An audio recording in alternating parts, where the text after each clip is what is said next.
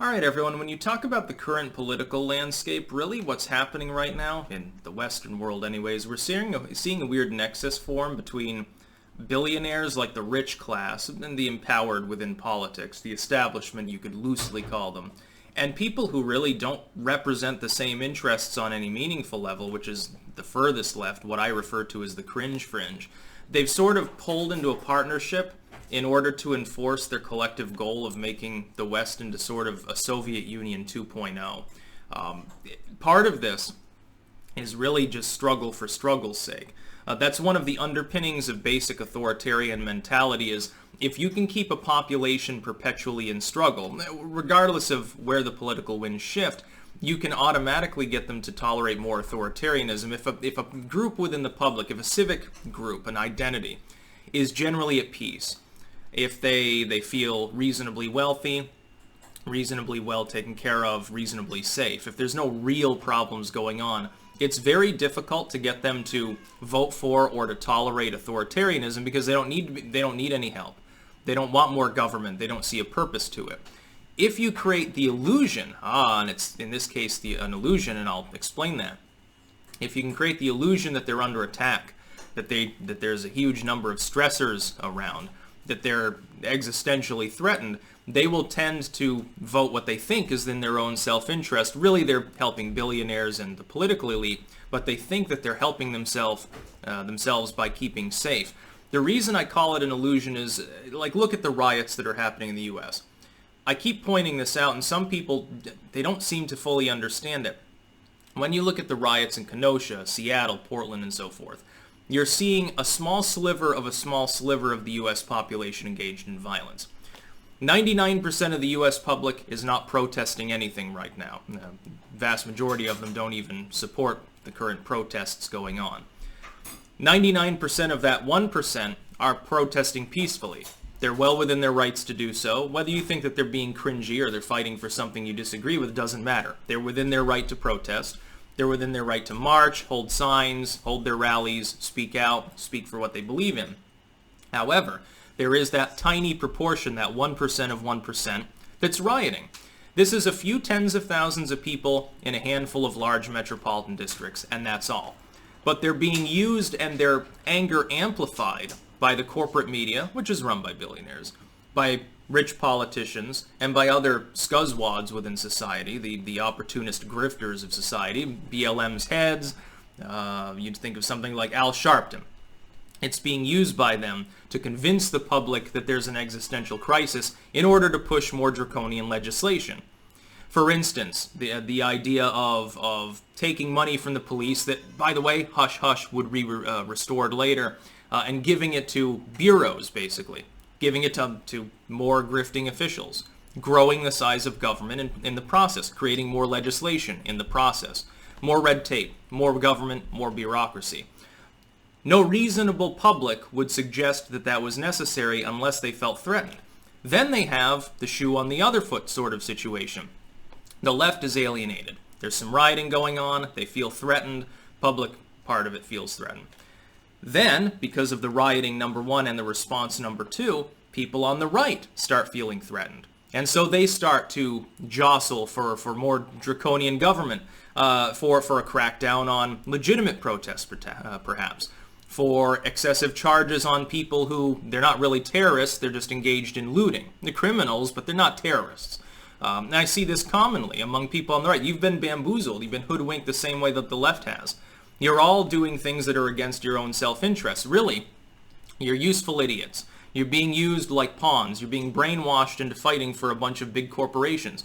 When the left identifies this non-existent problem of an army of online Nazis, and therefore says, well, billionaires need to censor these people, they're arguing against their own self-interest. You're not censoring Nazis. You're censoring other random civilians, other random working middle, maybe upper middle class individuals who have opinions at variance with your own.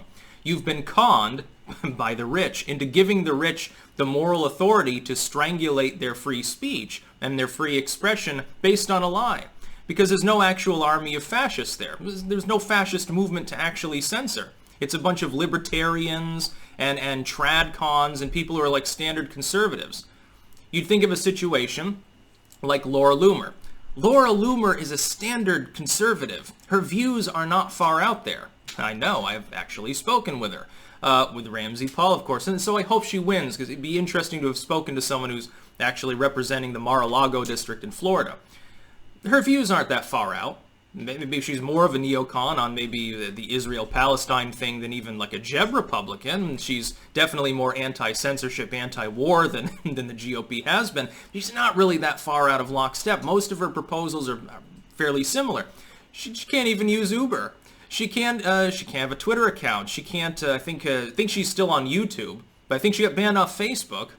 She's running an active legislative campaign for a main party, and she's not even allowed to have a campaign Facebook page. Think about how strange, how crazy it is when we've essentially told billionaires, yes, you have carte blanche to literally interfere in the election process because of a handful of people who are hateful. 10 years ago, there was way more hate on the internet. It's not because it's been suppressed or censored and people have been kicked offline that it's decreased over time. Most people just really aren't like that and sort of get it. They want to get along. All the heated online debates that you get that seem to grow very, very hateful, half of that is just trolls flaming each other.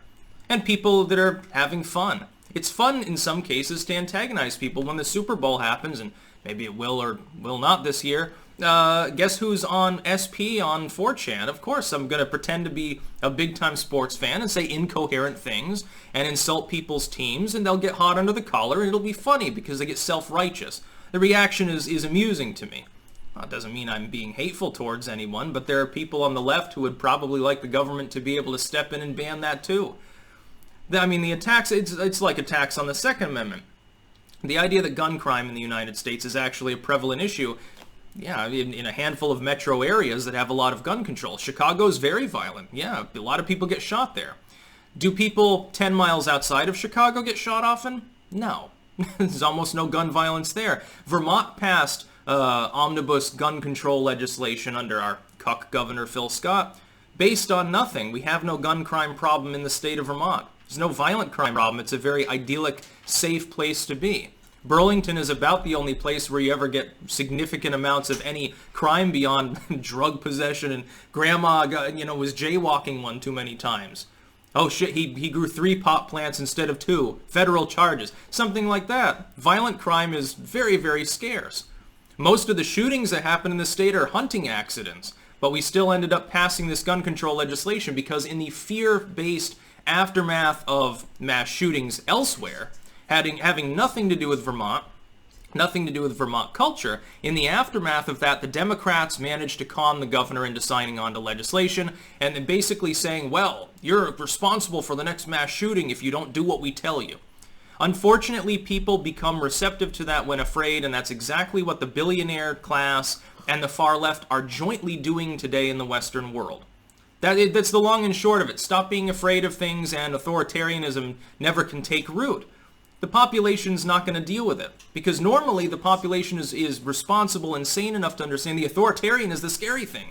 The real threat to your society is potentially the misuse of state or corporate power. When billionaires are literally interfering in your election, it is time to calm down about every other issue and focus on the real threat. Censorship by corporations, influence by billionaires, which has been happening at an excessive rate since Citizens United anyway, let alone with the modern wave of tech censorship, and far-left rioting is a problem, but it's limited to a handful of metro districts.